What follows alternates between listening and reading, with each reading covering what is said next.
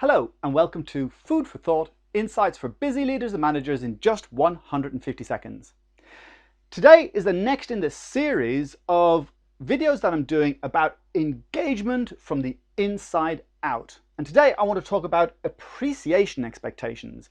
And this is all based on the research by Dr. Dan Harrison using his behavior analytics tool, which measures a number of very interesting factors. For example, it measures whether someone wants appreciation. That's an appreciation from an employer for the job well done, for a good job that they've done.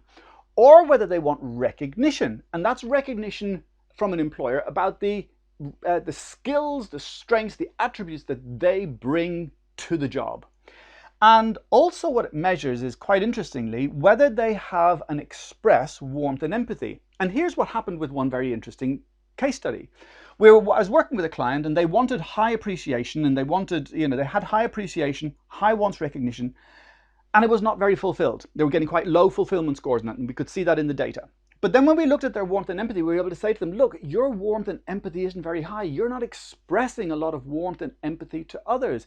Perhaps that has something to do with their willingness to show appreciation and recognition to you. So the person was able to go like, okay, there's something about my own behavior that might be impacting why other people aren't actually fulfilling my needs as well. So that was a real insight for them, and then we were able to help them understand that, give them some exercises to do, and to explore what they could do to improve their own fulfillment, like engagement from the inside out.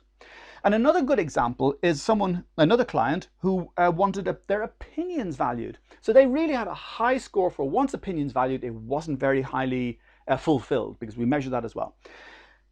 And then we were able to look at their score for collaboration or collaborative. And that's about being able to engage with others and involve others in the decision-making process. How much do you engage and involve others in making decisions?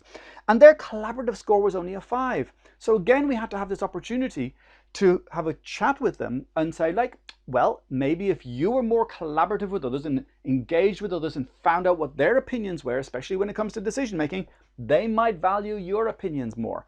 So this person could see that their own behaviors was having an impact on their own fulfillment. So when it comes to appreciation, remember, stay curious.